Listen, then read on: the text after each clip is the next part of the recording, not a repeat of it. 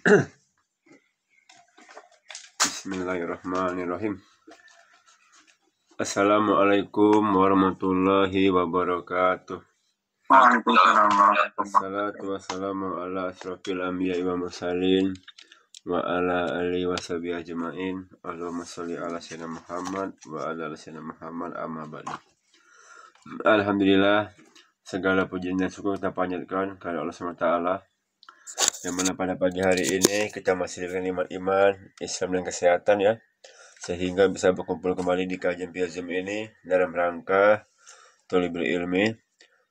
Bering salam kita panjatkan ke junjungan Nabi besar kita, Nabi Allah Nabi Muhammad sallallahu alaihi wasallam. Allahumma sholli ala sayyidina Muhammad.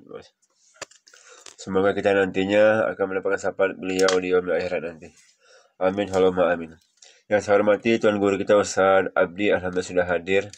Yang saya hormati bapak-bapak, ibu-ibu, para jemaah yang selalu istiqomah untuk mengaji setiap paginya. Baik bapak-bapak, kita hari ini membahas masalah kitab metode dakwah Al-Quran ya. Sebelum kita mulai kajian kita pada pagi hari ini, marilah kita membacakan basmalah. Bismillahirrahmanirrahim. Kepada Al-Ustaz Watin kami persilakan. Halaman 140 ya Pak Mentendang. Halaman 140. Baik. Bismillahirrahmanirrahim. Assalamualaikum warahmatullahi wabarakatuh. Waalaikumsalam warahmatullahi wabarakatuh. Alhamdulillah dan katsiran thayyibatan mubarakan fikum wa fikum Allah warḍah. Asyhadu an la ilaha illallah wa asyhadu anna Muhammadan abduhu wa rasuluhu. La nabiyya wa la rasula ba'd. Allahumma shalli wa sallim ala hadzal nabiyil karim wa ala dzalika min asy-syaitanir alhamdulillah alamin. Qadis sabil sabil wa sirri amri wa hlul 'uqdatam min lisani yafqahu qawli. Kita awali pertemuan kita dengan membaca ulumul Quran surat Al-Fatihah. Na'udzubillahi minasyaitonir rajim. Bismillahirrahmanirrahim. Alhamdulillahirabbil alamin. Arrahmanir rahim. Maliki yaumiddin. Iyyaka na'budu wa iyyaka nasta'in. Ihdinas siratal mustaqim. Siratal ladzina an'amta 'alaihim ghairil maghdubi 'alaihim waladdallin. Baik, ikhwan fillah milik Allah Subhanahu wa taala, Bapak Ibu rahimakumullah, kita lanjutkan pembahasan kita di kitab Nahyu Dakwah Al-Quran, metode dakwah menurut Al-Quran, di bab yang keempat, subbab tentang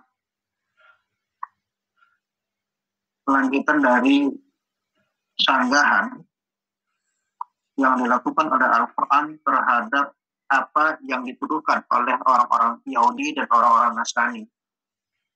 Dari sini kita dapatkan satu kesimpulan bahwa dalam proses dakwah Islam itu, kalau bahasa kita pekan lalu, amar ma'ruf nahi mungkar adalah perkara yang tidak bisa dipisahkan dari kehidupan Islam. Termasuk bagaimana Allah Subhanahu wa taala mengajarkan secara langsung kepada kita melalui ayat-ayatnya dan menyampaikan melalui hadis-hadis Rasulullah terkait salah satu poin yang harus dilakukan oleh seorang muslim dalam proses dakwahnya itu adalah bagaimana menyampaikan, melakukan proses pembenaran terhadap pembelotan, penyelewengan yang telah dilakukan oleh orang-orang terdahulu. Dalam masa dakwah Rasulullah SAW, penyelewengan itu dilakukan oleh Yahudi dan Nasrani dalam kehidupan mereka. Bagaimana mereka memutarbalikkan fakta-fakta, memutarbalikkan petunjuk-petunjuk Allah Subhanahu wa taala, sehingga proses putar balik inilah yang menyebabkan mereka digelari oleh Allah Subhanahu wa taala sebagai kaum yang mahdud dan kaum yang berdin, kaum yang sesat dan kaum yang dimurkai oleh Allah Subhanahu wa taala. Di antara proses yang dilakukan adalah bagaimana Rasulullah SAW melakukan proses perbaikan dan pembenaran terhadap ajaran yang mereka sampaikan. Dan inti dari dakwah itu adalah bagaimana membenarkan perkara yang biasa. Bukan hanya sekedar membiasakan yang benar, tapi juga membenarkan perkara yang sudah menjadi kebiasaan di tengah-tengah masyarakat. Dan inilah poin terpenting dari dakwah, dan poin inilah yang kadang-kadang akan menghadapkan kita pada benturan-benturan peradaban, benturan-benturan pemikiran, benturan-benturan perasaan yang saling berbentangan antara apa yang kita bawa dalam hal ini Al-Quran dan As-Sunnah dan apa yang menjadi kebiasaan adat istiadat di tengah masyarakat. Pada halaman 140 ini melanjutkan peristiwa-peristiwa yang disebutkan oleh Allah Subhanahu wa Ta'ala, melanjutkan peristiwa-peristiwa yang dikutip oleh penulis kitab ini, yaitu Syekh Hafiz Shalih, terhadap apa-apa yang disampaikan oleh Allah Subhanahu wa Ta'ala terkait peristiwa-peristiwa dan pandangan-pandangan orang-orang terdahulu terhadap peristiwa itu.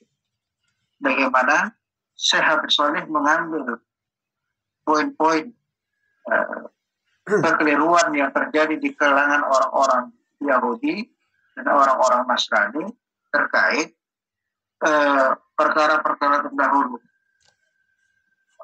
Rasulullah SAW itu didudukkan pada poin-poin pertanyaan orang-orang Yahudi dan serta pernyataan orang-orang Yahudi dan Nasrani yang mengambil perkara terhadap perkara-perkara yang lama.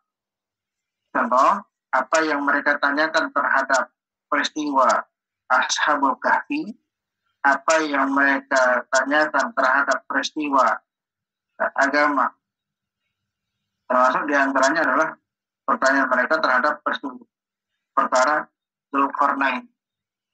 Menariknya, Allah Subhanahu wa Ta'ala itu juga menceritakan kepada Nabi SAW bagaimana sikap mereka, bahwa mereka sengaja memberikan pertanyaan-pertanyaan sulit untuk sebagai jebakan kepada baginda Rasulullah SAW. Sama dalam proses kehidupan kita, pengalaman kan ketika kami ketemu dengan orang-orang yang notabene-nya beragama Nasrani, kemudian berposisi sebagai bagian dari misionaris, mereka memberikan pertanyaan-pertanyaan yang sifatnya jebakan. Pertanyaan-pertanyaan yang ketika kita salah memberikan jawaban, maka langsung serangan itu muncul ke tengah kehidupan Muslim. Seperti pertanyaan, kenapa Rasulullah SAW menikahi Aisyah di usia yang masih muda? Kemudian kenapa ada kisos? Apakah Islam sangat kejam? Pertanyaan-pertanyaan begitu adalah pertanyaan yang sifatnya jebakan, dan itu memang sudah dirasakan oleh Nabi SAW jauh-jauh hari. Ketika Nabi Allah Muhammad SAW itu menerima pertanyaan-pertanyaan tadi, sampaikan mereka mempertanyakan terkait Dzulqarnain, mereka mempertanyakan terhadap peristiwa laki-laki yang meninggalkan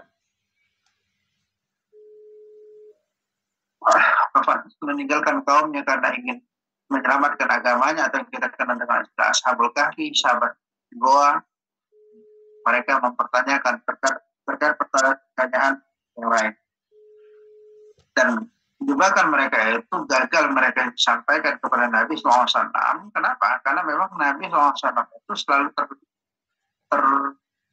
dijaga oleh Allah Subhanahu Wa Taala dengan diperantarakan oleh wahyu.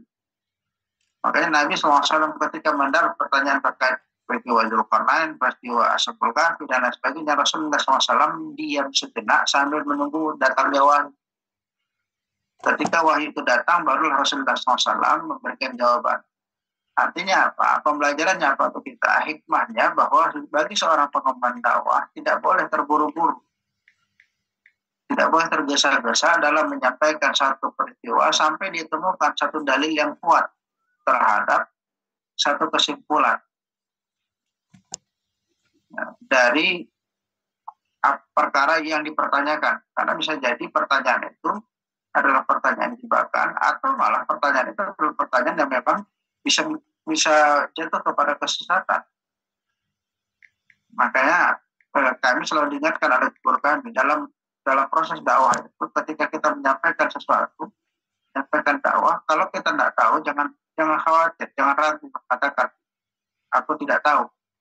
Dan memang sifat yang ditunjukkan oleh para ulama yang ikhlas itu seperti apa yang dilakukan oleh Imam Bukhari. Itu ketika dia ragu terhadap satu perkara, maka dia akan katakan, la adri, aku tak paham, aku tidak mengerti. Bukan suatu aib ketika seorang ustadz itu mengatakan la adri satu perkara. Tapi merupakan aib ketika dia tidak tahu, lantas dia mencoba jawab sehingga jawaban itu salah. Itulah menjadi perkara yang yang menjadi aib sebenarnya. Tapi kan banyak sekarang ustadz memaksakan diri untuk menjawab padahal perkaranya dia tidak paham. Alhasil bukan hanya dia yang tersesat, orang lain juga ikut tersesat gara-gara. Maka penting bagi kita untuk betul-betul memposisikan diri bahwa apa yang kita pelajari hari malam pagi ini menjadi semacam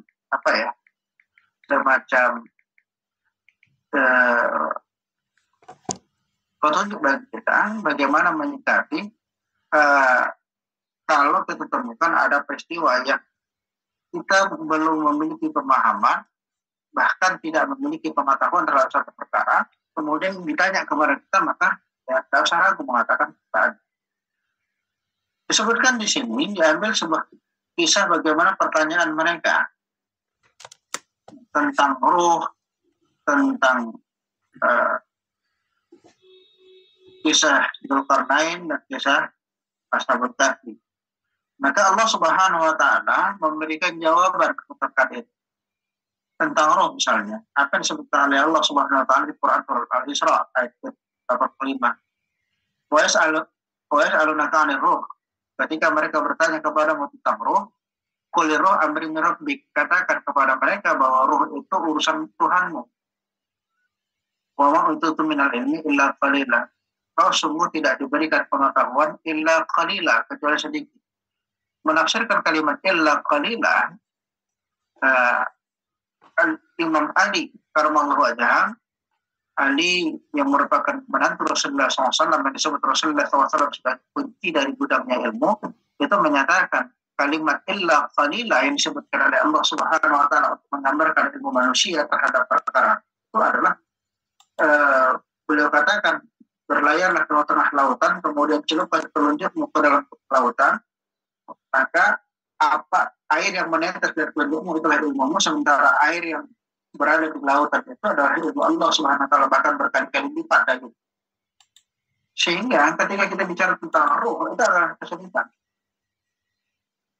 Apa ruh dalam konteks sirul hayat, misalnya tanda-tanda kehidupan, atau ruh dalam artian Malaikatul Jibril, atau ruh dalam artian idroksilabillah. Semua ilmu tentang itu kita hanya memiliki sedikit saja. Apatah lagi tentang dua makna ruh. Yang pertama dalam makna Malaikatul Jibril, dan ruh yang kedua dalam makna sirul hayah, tanda kehidupan. Kita tidak bisa memastikan bahwa tanda ruh itu letaknya di mana. Tidak ada yang tahu di mana letaknya itu. Apakah ada di jantung, apakah ada di hati, apakah ada di otak, atau di mana. Yang kita tahu bahwa ketika tidak ada tanda-tanda kehidupan seperti tidak ada pergerakan, tidak ada nafas dan lain sebagainya, maka kita katakan seseorang itu tidak keluar ruh dari tubuh. Hanya itu pengetahuan kita, tidak lebih. Bagaimana bentuk ruh, gimana posisi ruh, Allah alam, Allah yang tahu. Dan kita tidak dituntut untuk tahu. Makanya kalimat Allah Subhanahu wa Ta'ala, ketika Allah Subhanahu wa Ta'ala mengunci pertanyaan orang-orang Yahudi terkait yang menjebak Nabi SAW dengan pertanyaan bagaimana bentuk ruh, di mana ruh itu, maka Nabi SAW itu menjawab dengan apa yang disebut oleh Allah Subhanahu wa Ta'ala, bahwa ruh itu urusan Tuhanmu, tidak perlu kau pertanyakan. Biarkan urusan Tuhanmu berada pada posisi Tuhan. Kenapa? Kalau nanti kita ambil, kita akan jatuh pada kebingungan dan ketersesatan nanti. Tapi sayangnya umat Islam hari ini yang terjebak dalam pemahaman filsafat, maka mereka mencoba mencari tahu, coba mendalami apa itu ruh dan bagaimana tentang ruh. Padahal Itu perkara yang gaib. Perkara yang gaib tidak ada yang pengetahuan kita kecuali sedikit. Ingat bahwa standarisasi berpikir itu baru bisa berjalan kalau terpenuhi 4 syarat. Satu dari 4 syarat itu tidak terpenuhi, maka tidak terjadi pemikiran. Yang terjadi adalah praduga. Dan Islam melarang kita melakukan memposisikan kita dalam posisi kehidupan, terutama kehidupan keberkemaran kita menggunakan pemahaman praduga atau prasangka. Bahkan Allah Subhanahu wa taala secara terang-terangan mengatakan jauhi sebagian kebanyakan prasangka karena sebagian besar prasangka adalah dosa. Ini kalimat pengunci dari Allah Subhanahu wa taala. Sama ketika mereka bertanya tentang Ashabul Kahfi di dalam Al-Quran itu Allah sendiri menyebutkan tentang siapa itu Ashabul Kahfi, bagaimana keadaan mereka, berapa jumlah mereka, itu secara detail. Kenapa? Karena memang Allah Subhanahu wa taala lah yang tahu terkait peristiwa mereka. Dan bagaimana ayat Al-Quran itu menyebutkan bantahan-bantahan dari Allah Subhanahu wa taala terkait perdebatan jumlah di antara Ashabul Kahfi. Ada yang mengatakan mereka jumlahnya 3 ekor bersama anjingnya, ada yang mengatakan 5 orang dan tambahan dengan satu anjingnya. Tapi kata Allah Subhanahu wa taala bahwa Allah yang tahu dengan pasti jumlah mereka. Itu kalau nanti kita buka Quran Al-Kahfi itu dengan jelas Allah menjawab keraguan yang terjadi di tengah-tengah orang-orang Yahudi dan orang Nasrani terkait jumlah, keadaan, dan lamanya mereka berada di tengah gua. Dengan kata kunci bahwa Allah Subhanahu wa taala lah yang tahu terkait keadaan mereka.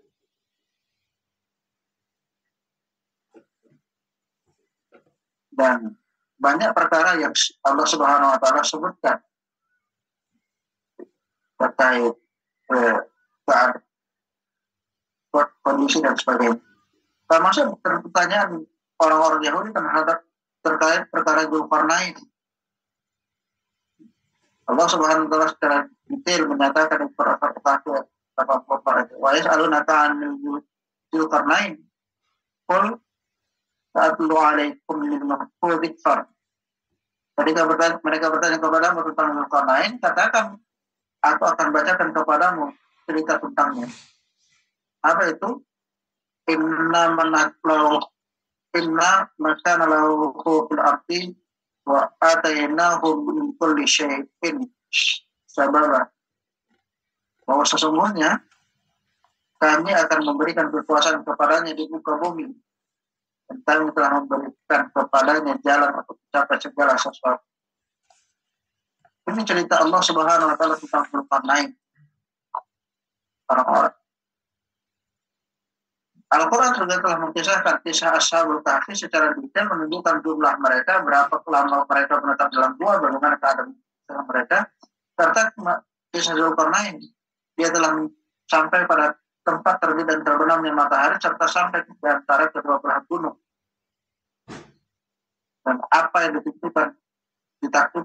dilakukan terhadap kaum itu. Semuanya itu merupakan perkara yang tidak dimengerti oleh bangsa Arab, kecuali yang terjadi adalah mereka menduga-duga. Mereka sangat sedikit sekali pengetahuan yang mengenai perkara tersebut. Dan Al-Quran melakukan proses serangan terhadap kebiasaan, terhadap pemikiran, terhadap pengetahuan yang mereka munculkan dan menjelaskan di mana kedunguan mereka, di mana kebodohan mereka, di mana kesalahan mereka. Termasuk kalau kita buka di kalimat sebelumnya kan, bagaimana penulis kitab ini mengambil kisah dialog perdebatan antara Yahudi dan Nasrani yang mengklaim bahwa Nabi Ibrahim alaihissalam itu adalah Nabi yang menganut agama mereka. Yahudi mengatakan Ibrahim itu menganut agama Yahudi. Nasrani mengatakan bahwa Ibrahim itu menganut agama Nasrani. Dan dijelaskan oleh Allah Subhanahu wa taala dengan logika yang cukup menarik. Ya. Bagaimana mungkin orang terdahulu mengikuti agama kemudian? Yang ada itu sebaliknya, orang yang kemudian mengikuti agama orang terdahulu. Keberadaan Nabiullah Ibrahim alaihissalam itu lebih dulu lahir daripada agama Yahudi. di mana agama Yahudi itu merujuk kepada agama yang dibawa oleh Musa alaihissalam. Sementara keberadaan Musa itu berada 4 atau 5 generasi setelah Nabi Allah Ibrahim. Dan apalagi Nasrani itu jauh masanya, lebih jauh daripada masa Yahudi. Ini disebutkan oleh Allah Subhanahu Wa Taala. Kadang-kadang Allah Subhanahu Wa Taala menyebutkan dengan membandingkan perasaan, tapi tidak sedikit Allah Subhanahu Wa Taala menyebutkan itu dengan membandingkan akal. Artinya apa? Ini menjadi pembelajaran bagi kita para pengembang dakwah, khususnya umat Islam, bahwa dalam proses dakwah kepada orang-orang di luar kita itu tidak bisa menggunakan bahasa ayat dan bahasa hadis secara keseluruhan, tapi tetap juga harus menggunakan bahasa-bahasa dengan pendekatan logika mereka, menggunakan pendekatan akal. Walaupun tetap yang menjadi tindakan utama kita sebagai seorang mukmin adalah ayat-ayat Al-Quran.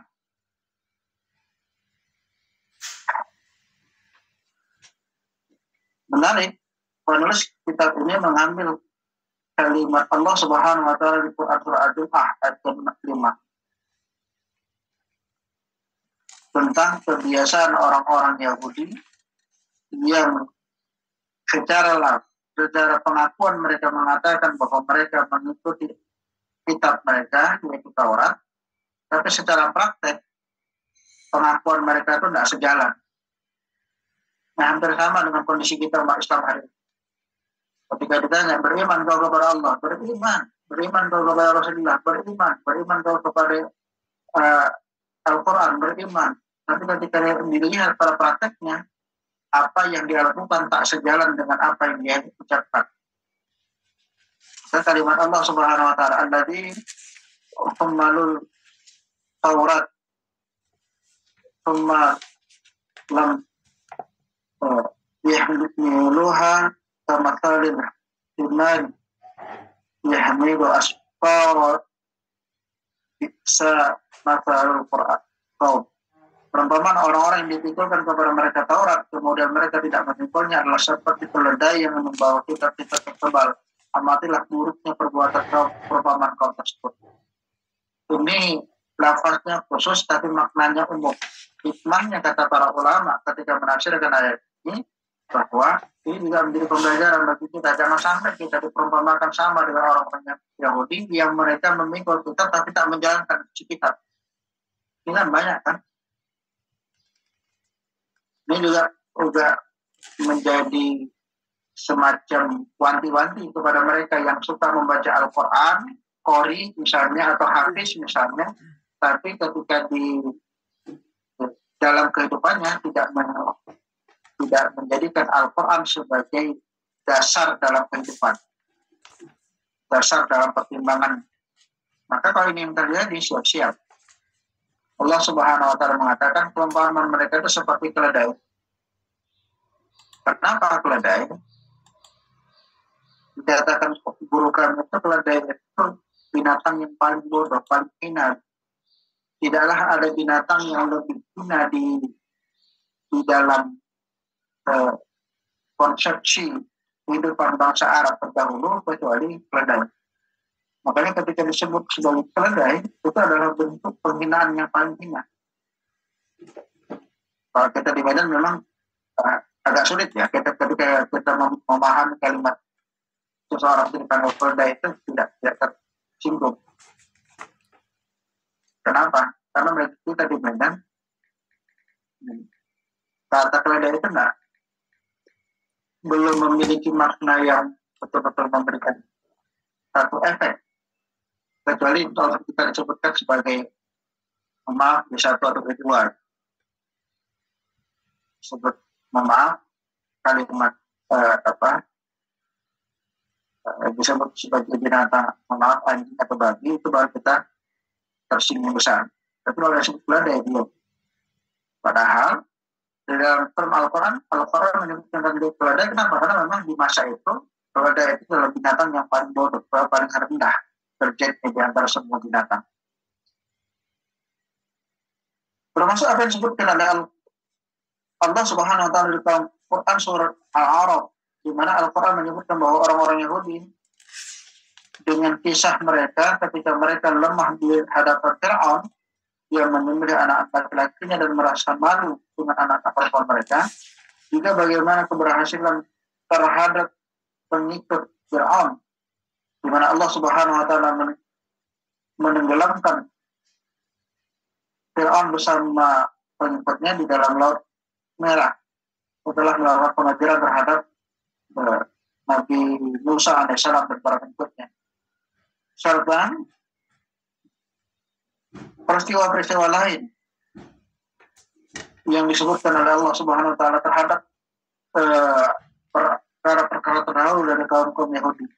Dan Allah Subhanahu wa taala mengatakan dalam kalimat, inilah Tuhan kalian dan Tuhan Musa, menunjukkan bahwa apa yang mereka sembah, apa yang mereka ceritakan, kisah-kisah kehidupan terdahulu mereka, itu adalah sebuah kekeliruan yang mereka pahami sekarang, di mana ada penyelewengan, ada peristiwa-peristiwa yang itu perlu diluruskan kembali. Artinya apa? Para pengemban dakwah itu, kita sebagai kaum muslimin di masa ini itu bertugas untuk bagaimana meluruskan pemahaman umat. Termasuk hari ini kan, kalau kita boleh jujur, pemahaman umat hari ini banyak terjadi penyelewengan, apalagi setelah masuknya pemahaman filsafat Yunani atau filsafat Aristoteles dengan para muridnya termasuk Plato dan Pythagoras, yang menyebabkan kaum muslimin mengalami kemerosotan dan kemunduran dalam pemikiran. Tidak lagi menjadikan Islam sebagai standarisasi dalam berpikirnya, kaidah fitriyah dan tiada fitriyah, tapi lebih kepada pemahaman logika. Dan bahayanya pemahaman filsafat itu bisa menyebabkan kita jatuh pada kerusakan akidah, termasuk juga kerusakan syariah. Dan masih banyak ayat-ayat lain yang menjelaskan tentang peristiwa-peristiwa bagaimana Allah Subhanahu wa taala membongkar kerusakan pemikiran yang terjadi di antara kaum Yahudi dan kaum Nasrani. Termasuk apa yang disebutkan oleh Allah Subhanahu wa taala terhadap proses kediktatoran dan tiranisasi yang dilakukan oleh Fir'aun terhadap para pengikut Musa alaihissalam, termasuk diantaranya adalah Bani Israel.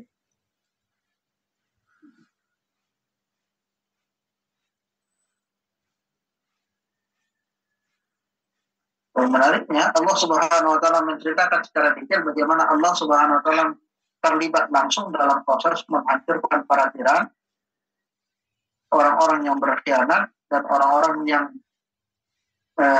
menentang proses dakwahnya Nabi Musa alaihissalam. Dan ini menjadi pembelajaran bagi kita, jangan sampai kita melakukan proses pengkhianatan terhadap agama ini, melakukan proses pengingkaran terhadap ini, dan melakukan proses tidak mengindahkan ayat-ayat Allah Subhanahu wa taala. Kalau ini yang terjadi, maka naudzubillah min dzalik, Allah Subhanahu wa taala selalu siap untuk turun langsung dengan memberikan hantaman kepada mereka yang melakukan penolakan terhadap ajaran agama ini. Kalau mungkin ini pengantar kita. Bisa. Cukupkan dulu. Ada yang ingin dipertanyakan, ada yang didiskusikan, atau ada yang dikoreksi dari apa yang kami sampaikan, silakan. Baik Ustaz, syukur Ustaz. Apa? Baik ya Bapak, kita punya waktu agak banyak ini. Jadi yang mau bertanya ya dipersilakan. Tinggal dibuka moodnya, via chat juga boleh. Halaman 140 ya, yang punya kitab.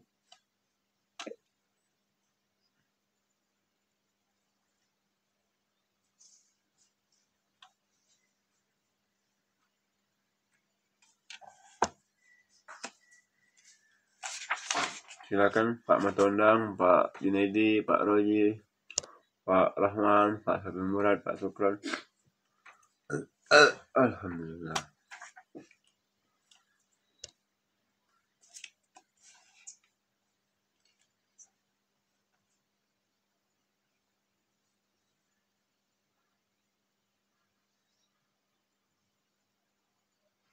Poin penting dari penulis kitab ini pada poin ini adalah bagaimana seorang muslim itu ditugaskan untuk melakukan proses pembenaran terhadap kesalahan dalam pemahaman umat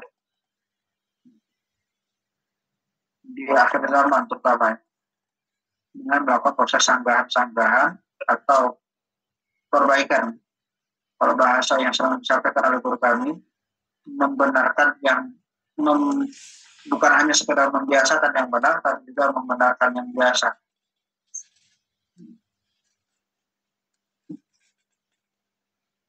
Iya. Assalamualaikum Ustaz. Waalaikumsalam warahmatullahi wabarakatuh. Kalau belum ada yang nanya mungkin dari segi yang Ustaz sampaikan. Boleh Pak. Jadi Ustaz, kalau untuk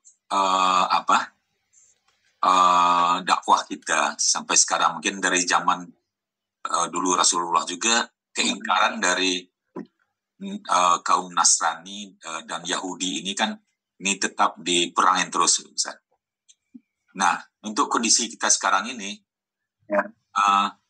ya mungkin kebanyakan kita kalau dengan kaum Yahudi sendiri, kita mungkin kalau kita di sini mungkin nggak pernah sih yang bertemu dengan kaum Yahudi ini sendiri, nggak tahu terus apa yang mereka perbuat itu kita kan mungkin merasakannya aja. Nah, dakwah kita sampaikan ke kaum Yahudi. Kalau Nasrani adalah kita hidup berdampingan di sini ya Ustaz ya. Mungkin nih Ustaz. Nah, ini kan sampai sekarang kita tetap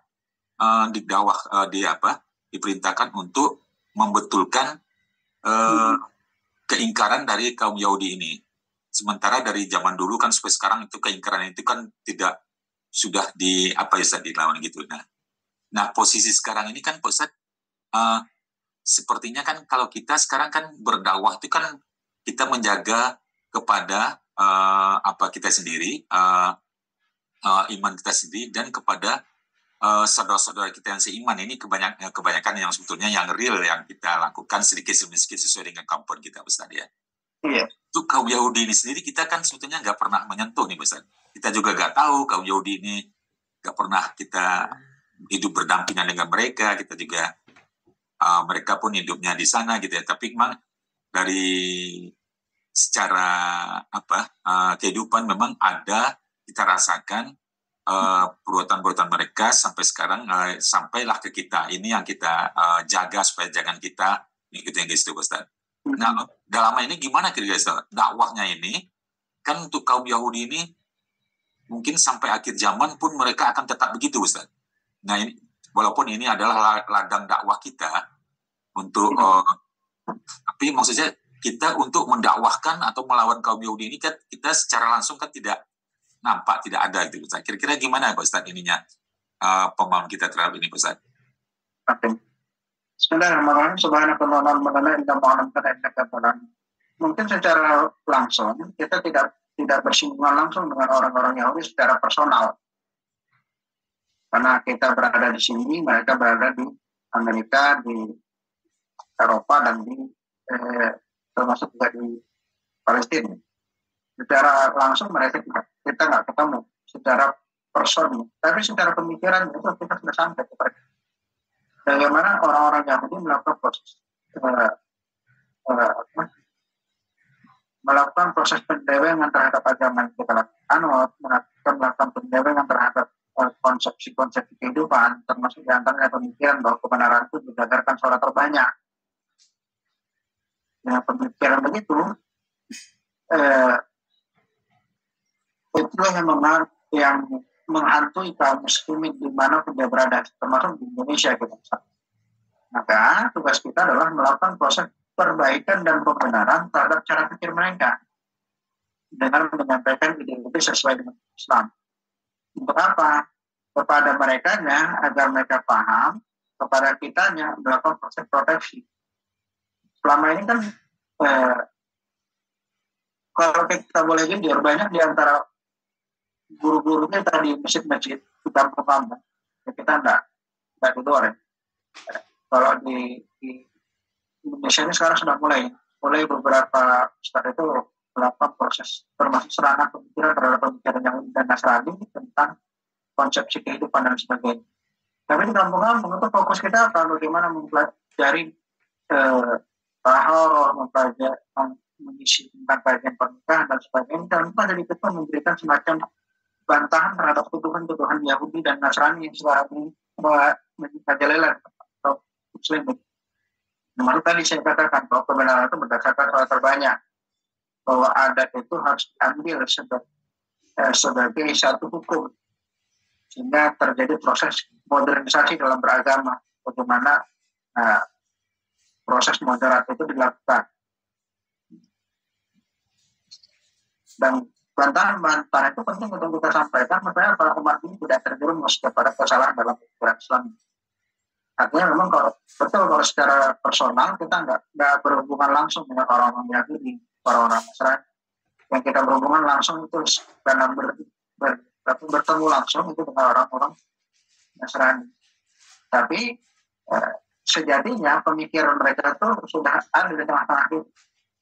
Termasuk kalau kita baca di beberapa literatur itu menyatakan tentang organisasi Yahudi yang sifatnya rahasia, yang pertama Connection. Itu ada satu penulis mengatakan ada banyak lembaga yang berafiliasi kepada Freemasonry. Tuduhan yang disampaikan itu saya tidak tahu ya secara pasti. Di tulisannya Abdul Faiz kalau nggak salah, itu beliau menulis di dalam tulisan beliau, di dalam video itu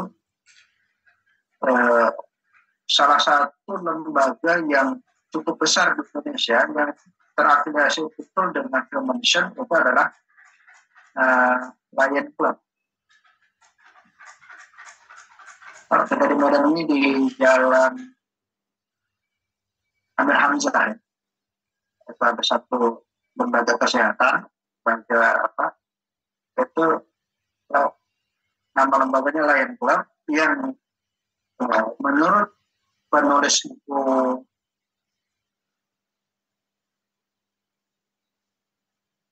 apa namanya karena cukup lama, ada beberapa buku itu yang memang mencoba menuliskan jaringan Freemason di Indonesia, termasuk diantaranya yang sebutkan kitab itu adalah Lion Club.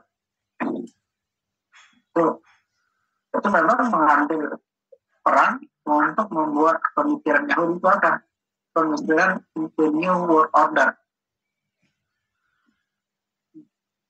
Artinya kalau organisasinya ada, pemikirannya pasti ada. Walaupun tidak langsung mereka sebagai orang Yahudi, tapi orang-orang yang sudah teracuni dengan pemikiran Yahudi. Artinya kita sebagai orang-orang Muslim itu punya kewajiban untuk bagaimana menyelamatkan saudara kita dari pemikiran Yahudi itu, dan dengan menjelaskan di mana kekeliruan dengan melakukan proses pandang terhadap Islam.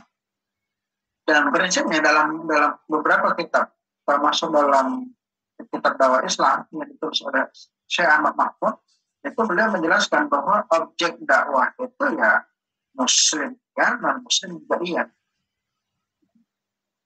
Pada Muslim itu objek dakwahnya, kemudian bahasa dakwahnya adalah bagaimana mereka tunduk kepada Al-Quran secara sempurna, Al-Sunnah secara sempurna. Kepada non-Islam disampaikan kepada mereka, baik itu Yahudi dan Nasrani, disampaikan kepada mereka tentang kesempurnaan Islam itu sendiri, tanpa sedikit boleh ada pemaksaan kepada mereka bahwa mereka itu harus masuk Islam. Tidak, biarkan mereka masuk secara alami kalau mereka masuk. Tapi kalau tidak masuk, biarkan mereka tetap dengan agamanya tanpa harus kita memerangi, kecuali mereka memerangi kita. Perintah untuk memerangi musuh Allah itu adalah kalau mereka memerangi kita. Artinya kita melakukan proses kalau dalam bahasa hukumnya membela diri,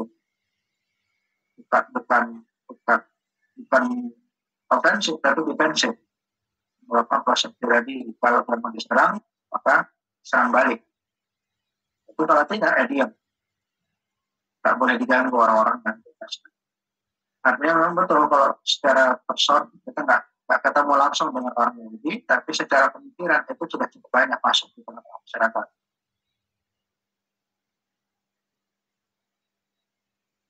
Wallahu a'lam.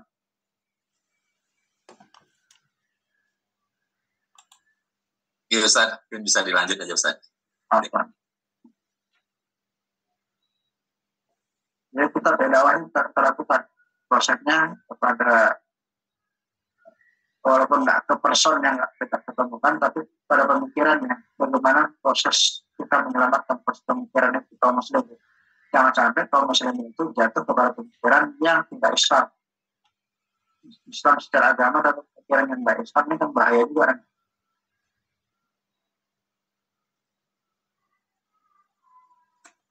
Cuman terkait lain tadi saya cuma baca literatur, jadi belum itu bukan sebuah kesimpulan. Literatur itu masih proses penelitian. Di tulisan Ahmad Jais untuk bukunya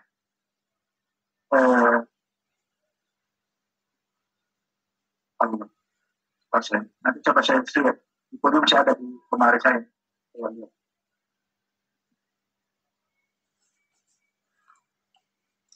Ya, ada lagi yang mau bertanya?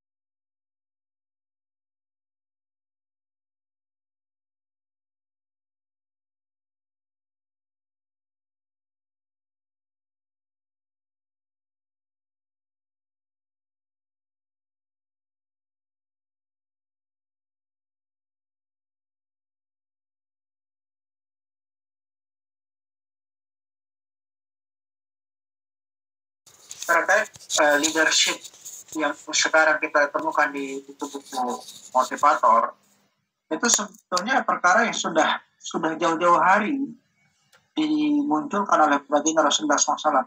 Rasul itu sebagai leader terbaik.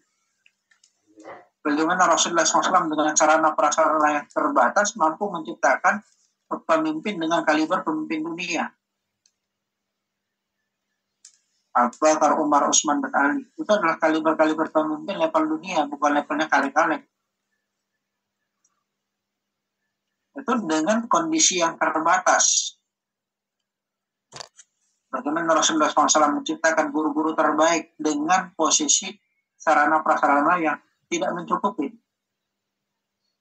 Bagaimana Rasulullah SAW mencontohkan bagaimana memimpin dunia negara di tengah keterbatasan sumber daya alam dan sumber daya manusia, mampu dan diapit oleh dua negara besar, yaitu Persia dan Yunani yang sudah berusia ribuan tahun. Persia yang 500 tahun, Romawi yang sudah 1500 tahun, itu bisa bergeser penguasaan terhadap Jazirah Arab.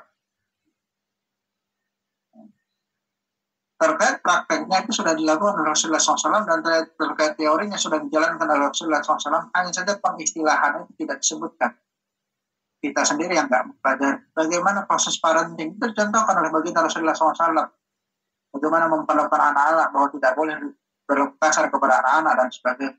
Sayangnya kita tidak pernah mempelajari itu. Atas ketika kita temukan di luar Islam, kita katakan wah ini bagus. Kenapa kita mengatakan ini lebih bagus? Kenapa? Karena kita tidak menemukan, tidak melakukan proses penggalian dari Islam itu sendiri, termasuk pengaturan keekonomian dan sebagainya. Artinya hari ini kalau boleh jujur, umat Islam itu gagal memahami agamanya, lebih cenderung mempelajari sesuatu di luar agamanya, lantas mengatakan bahwa sesuatu di luar agamanya lebih bagus dari agamanya. Ini kan kacau. Makanya harus dilakukan kepada umat Islam itu diarahkan kembali bagi dirinya untuk melakukan proses tadabbur terhadap kitabnya, yaitu Al-Quran, dan terhadap hadis-hadis Nabi SAW, agar dia sampai pada bagaimana mendapatkan tuntunan terbaik dalam proses hidup dan kehidupan. Tapi dengan catatannya, dari awal harus dihilangkan unsur bahwa agama itu membawa kemunduran. Kalau sudah ada underestimate dalam proses pembelajaran, maka yang didapatkan adalah semacam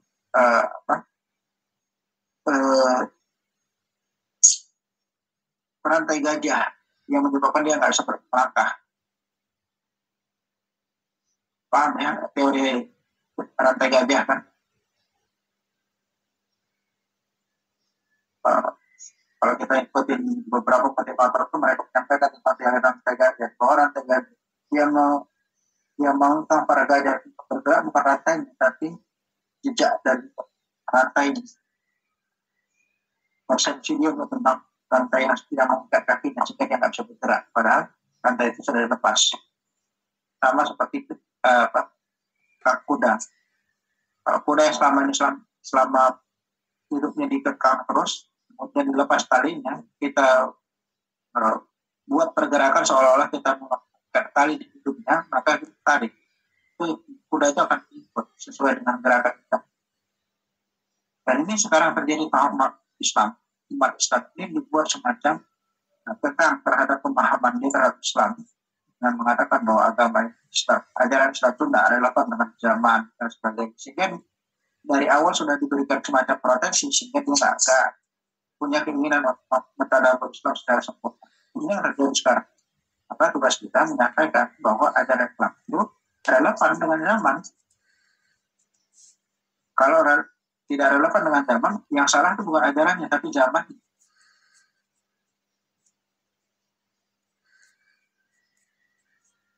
Dan itu memang perkara berat yang harus kita hadapi. Bukan perkara tidak. Kenapa? Karena ketersesatan umat itu bukan hanya di kalangan orang awam saja. Banyak orang-orang pintar pun tersesat hari ini. Gelarnya ustaz, gelarnya kiai tersesat jauh. Ya, pengalaman bapak-bapak dan bagaimana dulu masuk ke dalam jebakan ribawi. Nah, karena ada ustadz yang juga mengatakan nggak apa-apa itu. Karena judulnya bank syariah, lantas semua aplikasi di dalamnya dianggap syariah. Padahal nggak nyambung. Yang namanya hutang ada kelebihan. Mau judulnya apapun, tetap nggak diterima.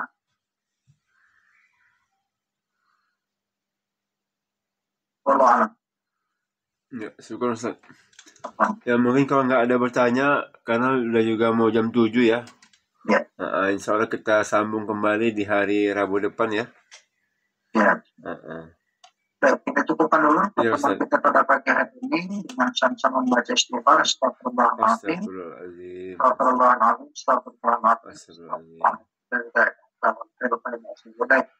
Kita tutup dengan sama-sama menentukan hati kita kepada kita kepada Allah Subhanahu wa taala, kita memohon kepada Allah Subhanahu wa taala mengampuni dosa kita dan menjadikan kita sebagai hamba-hamba yang bertakwa kepada Allah Subhanahu wa taala.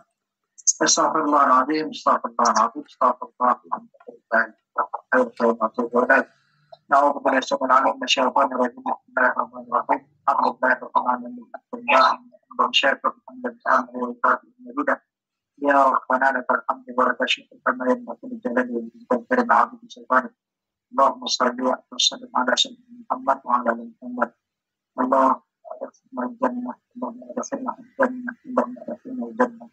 Allahumma rabbana taqabbal du'ana innaka antas samiul 'alim wa tub 'alaina innaka antat tawwabur rahim. Allahumma ya Allah al-ghafar ya Allah. Dosa kedua orang tua kami, dosa guru-guru kami, Allah, dosa kami, ya Allah, ya Allah, kadang-kadang kami berbuat dosa kepada Allah, santanan kepada kami, maksiat kepada Allah, dengan kadang-kadang melangkah kepada tempat-tempat pemerintah Allah. Maka dengan rahman rahim ya Allah, kami mohon kepada Allah, di tangan seluruh anggota pemerintah Allah, ya Allah, berikan kepada kami yang hak, dan berkekuatan kepada kami yang hak. Berikan kepada kami petunjuk yang batin dan berikan kemampuan kepada kami dapat kebaikan. Allahumma ya Allah dan Bapak, buat segala kesilapan dosa kami ya Allah, dan dosa yang kami lakukan dengan sengaja, dosa kami dengan tanpa sengaja kami ya Allah. Ya Allah, dosa yang kami lakukan dengan anggota kami, dosa yang kami lakukan dengan hati kami ya Allah. Allah minta agar perlindungan ya Allah. Engkau yang kami segala kesilapan dan kesalahan kami ya Allah. Maaf kepada kami yang kesalahan. Allahumma ya Ghani yang Maha Kaya ya Allah. Andai kata antara kami, keluarga kami, saudara kami, guru-guru kami ada yang memiliki utang ya Allah. Maka betahkan mereka kasih utang mereka sebut topan mereka ya Allah. Andai kata pun topan mereka sebut utang mereka lunas ya Allah. Kita mohonkan perlindungan dan bantuan ya Allah. Jadikan Engkau yang melunasi utang mereka ya Allah. Ya Allah, biasa Engkau yang menentukan mereka dari kami, saudara kami, keluarga kami, guru-guru kami, murid-murid kami yang sedang sakit. Kita mohon kepada kesembuhan mereka. La syifa, tidak ada kesembuhan, tidak ada kesembuhan yang kau berikan. Allahumma rabbana taqabbal du'ana innaka antas samiul 'alim. Tub 'alaina ya Allah. Allahumma iftah lana ya Fattah, kata al-Fatihah. Warhamna ya Rahmat, innaka antar rahman warzuqna ya Razaq, innaka antar rahim, waghfir lana ya Ghafar, innaka antal ghafirin. Wahdina wa najina min qaumin kafirin, wahdina wa najina min qaumin musyrikin. Wahdina wa najina min qaumin munafiqin. Allahumma ansur ikhwanal muslimina fil biladil muslimina khassatan fi kulli makan wa fi kulli zaman, khususan ikhwanana fil bilad Palestina, khususan ikhwanana fil Syam, khususan ikhwanana ووفاء وخصوصا إخواننا في الجزائر وخصوصا إخواننا في بلادنا من المشاقة وبلدة المسلمين عامة. اللهم اجعل الإسلام والمسلمين وتزيل الكفار والمسلمين على بكلمة لا إله إلا الله ورسول الله وإقامة الدولة الخلافة والرشيدة على الجمهور تعزز بها الإسلام وعلى وجود الكفار وعلى. اللهم اجعلنا من الرشد لقامة ربنا آتنا في الدنيا حسنة Alhamdulillah maaf atas segala kesilapan kekurangan beralakan pun wabillahi taufiq wal hidayah. Assalamualaikum warahmatullahi wabarakatuh. Waalaikumsalam warahmatullahi wabarakatuh. Syukur Ustaz, jazakallahu Ustaz atas ilmu waktu dan materi yang disampaikan. Semoga bermanfaat untuk Bapak-bapak yang hadir pada pagi hari ini. Semoga Ustaz selalu dilindungi Allah, dimudahkan segala urusannya, dilancarkan segala rezekinya. Amin. Amin. Dan juga semoga Bapak yang hadir di sini ya, kita sama-sama diberikan Allah kesehatan, dimudahkan urusannya, dilancarkan rezekinya. Yang masih punya utang semoga cepat lunas, yang masih sakit semoga cepat sembuh, yang masih baru merintis usaha semoga usahanya lancar ya. Amin. Dan juga semoga hari ini apa yang kita kerjakan mendapatkan kebarukan dari Allah Subhanahu wa taala. Amin ya rabbal alamin. Baik Bapak, kita tutup ya dengan membaca hamdalah. Alhamdulillah. Dan juga doa kifatul majelis, subhanakallahumma wa bihamdika asyhadu an la ilaha illa anta wassalamualaikum warahmatullahi wabarakatuh. Waalaikumsalam. Syukur Ustaz ya.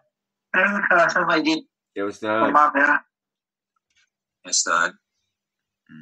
Oke ya. Waalaikumsalam. Semangat semuanya. Sampai jumpa besok kita ya. Membahas masalah apa? Kitab IPS Islam Politik Spiritual ya. Bersama Ustaz Sidik.